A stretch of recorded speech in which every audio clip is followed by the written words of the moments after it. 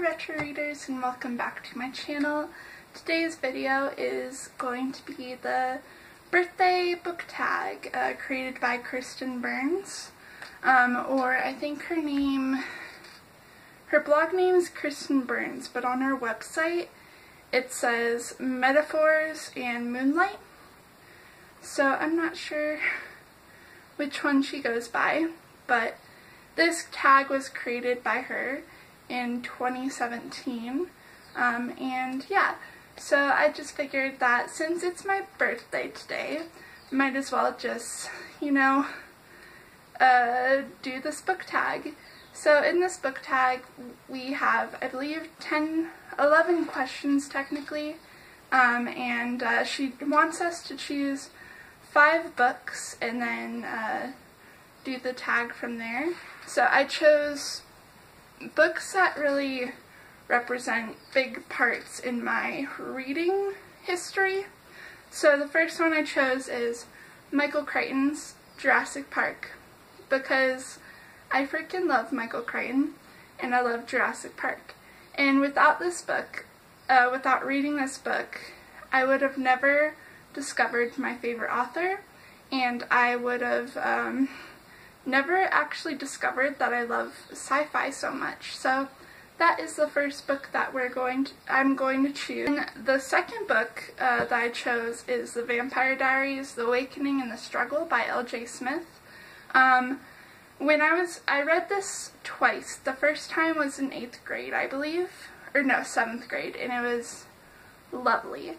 And then I borrowed it from a friend, and then the second time I read it was in 2016, 2017, and it was amazing, and I read it from front cover to back cover, all the way through, in like one sitting, and that was like the first time I've ever done that before. So this represents an important reading choice that, showed me that I could read, let's see, how many pages is it? 492 pages in one sitting. The book that I chose is Witch Child by Celia Reese, sorry. And the reason why I chose this book is because in 7th grade, about 2012, I read this book and I couldn't put it down, and it has became my favorite book. And I remember I wasn't able to put it down, so in class I remember reading it, and I got yelled at by the teacher several times. The first time she was like, "Put that book away, like, what are you doing? We're doing science right now." And I'm like, "Oh, okay." And then I put it away. I took it right out and I started reading it, and then she took away the book.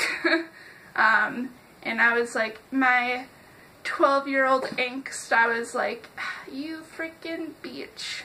But, I understand why she did that. But, I got in trouble for reading this book, so it represents a significant part in my reading. The fourth book I chose is The Things They Carried by Tim O'Brien. I have not read this in a hot minute. I read it in 2014 for class in 9th grade, and I was forced to read it, and I absolutely hated it. And I've hated books before, but never like this, because I'll tell you what, in class we had a warm-up where we had to write a letter for the author, and I basically, in that letter, told them, I didn't think that they were going to send it out, but they did, and I told them basically that his book sucks, and it's horrible, and it's so boring, and why would you even write about war, and all this horrible stuff. I basically sent him hate mail without knowing it. And then when the teacher was collecting it and was like, "We're sending this to the author," I'm like, "Oh shit." So yeah, the first hate mail I sent for a book. Yeah, and I haven't read it since, but obviously I plan to read it soon. And then the last book I chose is In Real Life by Joey Graceffa. And this book represents an important part of my reading career because, you know, it is the first book that I read that is nonfiction. It's a memoir, and it really got me into nonfiction. And if you follow me here on BookTube, you'll notice I read a lot of nonfiction books, at least like 2 or 3 per month. So yeah, without this book I would have never known that I love nonfiction books so much. So yeah, without further ado, let's just get into the tag. So the first book, Michael Crichton's, is the first question is open book 1. The first character name on the page is the one who plans the surprise party. So chapter 1 has introduction, prologue. Alright, chapter 1 begins on page 11, and it begins with a guy named Mike Bowman. Oh, wow, okay. So Mike Bowman, he's not really in here for very long. It's just for like the very, very beginning. Kind of like what happens in the Supernatural episode. So basically, he's a family man, and he's trying to, you know, get his wife and his daughter to, you know, have fun and communicate with him and, you know, do all that stuff by having a vacation with them. And so he plans my surprise party. You know, I think that, you know, he would probably be a good surprise party planner, but I wouldn't think that he would. Actually, that's hard, because, yeah, so I think he'd be a good surprise party planner. And for my birthday, I think that, you know, since he's a family man and stuff, like, if I was part of his family, he'd be a really good party planner. Even though if we didn't talk for very long, you know, it'd be kind of a surprise. And then, you know, if I wasn't part of his family, which I'm not, I don't think he'd be a very good party planner, but I think he'd try, you know. So, A+ for effort, Mr. Bowman. Open book 2.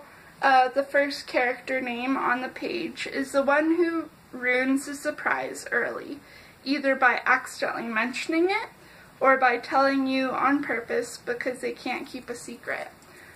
So let's see. First character on. I think I'm going to open to chapter 1, and it's Dear Diary. Aunt Judith and Margaret.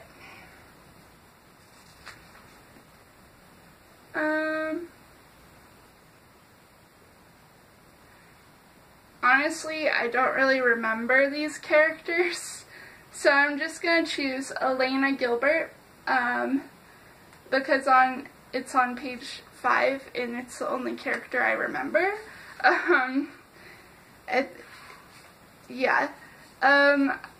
She, from what I remember, I think she would accidentally ruin the surprise by mentioning it.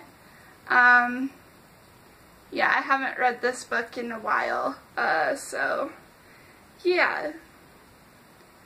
But I'm not sure. From what I remember, she probably would, but on the other hand, I haven't read it in a while, so I'm not sure. 3. Wherever Wherever the current scene takes place will be the location of the party.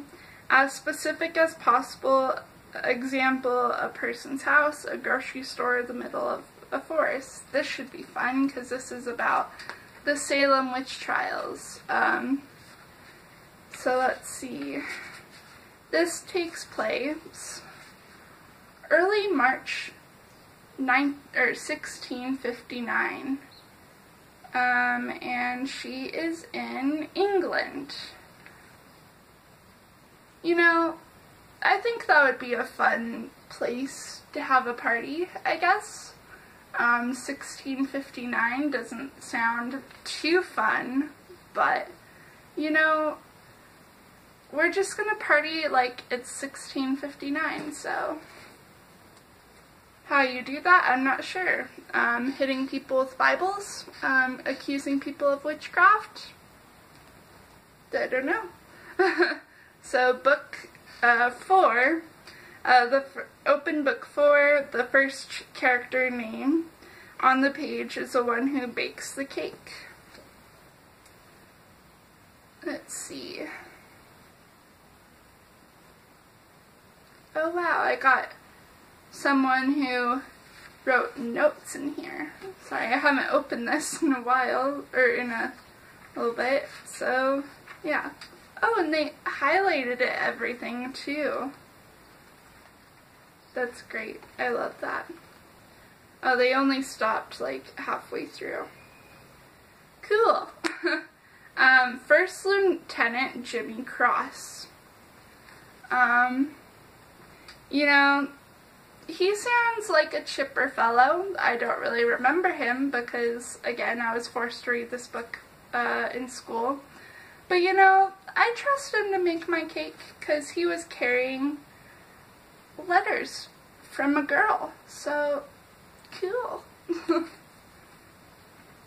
He sounds like a responsible fellow. Let's see. Open book 5. The first character name on the page is the one who sticks their finger in the icing when no one is looking. Let's see.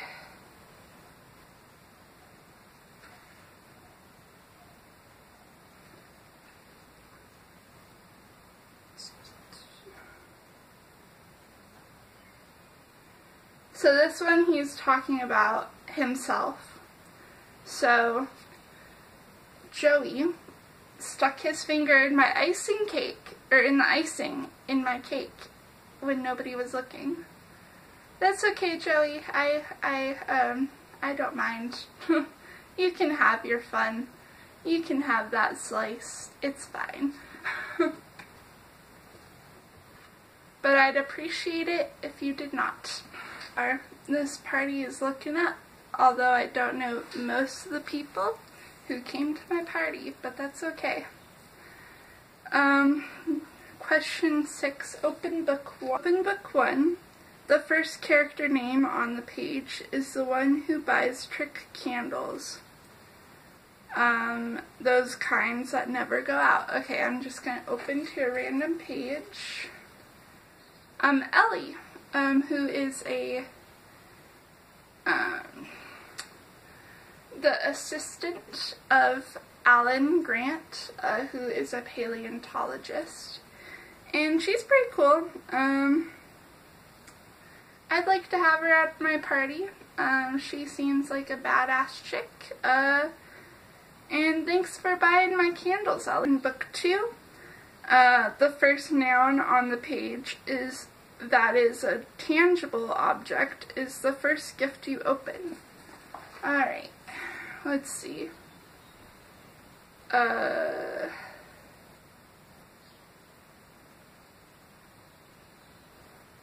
These are just places.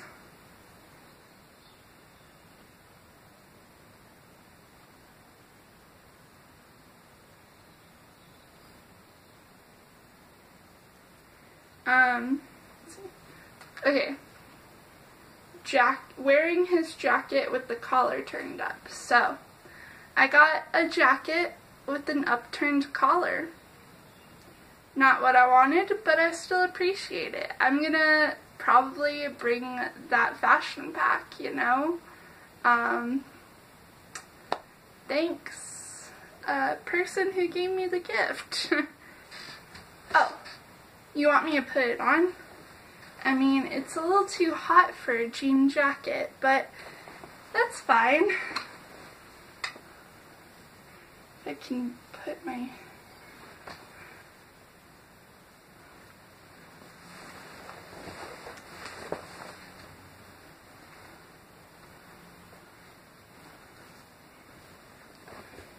Thanks. Okay. Next is... Where were we? Oh, okay, so number 8, object, or open book 3. Gotta keep popping my collar, man. The first the first character name on the page is the one who puts the dorky party on the dorky party hat. Okay,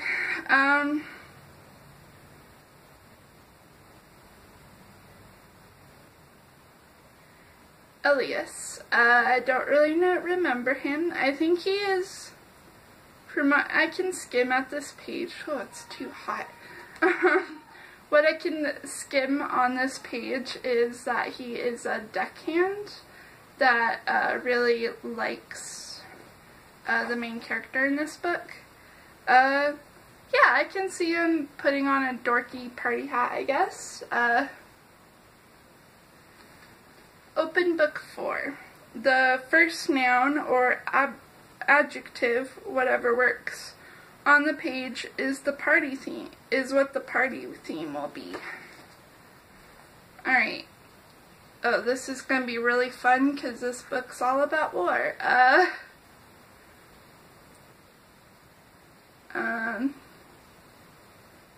It's talking about a bunker, so my party, I guess, is bunker themed, so cool. Open book 5. The first noun on the page that is a tangible object is what the piana will be. Open book 5. The first noun on the page that is tangible object, that is a tangible object, is what the piñata will be filled with. So let's see. Oh, this is...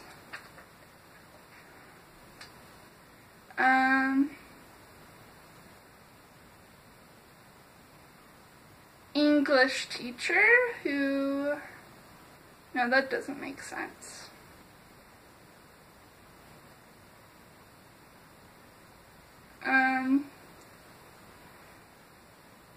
Short films, I guess. So that'd be kind of a fun idea, like, you know, to have a piñata filmed with, or not filmed, filled with short films.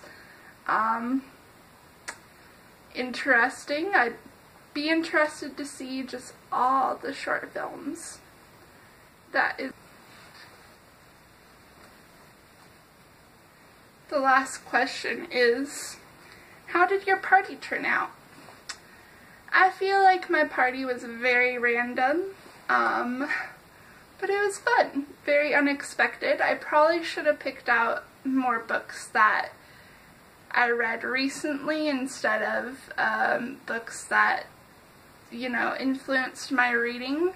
But, you know, this was very fun because you learned a little bit more about me and my books that I read and had fun, entertaining stories to go along with them. And, you know, I got this cool upturned jacket, or not upturned jacket, upturned collar jacket.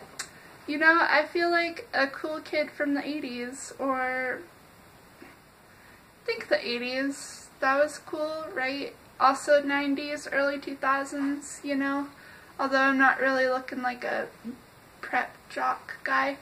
frat guy with frosted tips and a puka shell necklace, but you know, that's fun. Yeah, so let me know if you guys liked this video. Again, this tag was created by Metaphors in Moonlight, or Kristen Burns. I'm not sure how she likes to be called or what she goes by, so yeah, and if you want to do this tag, then feel free. It's, you know, free to the public. And it was pretty fun.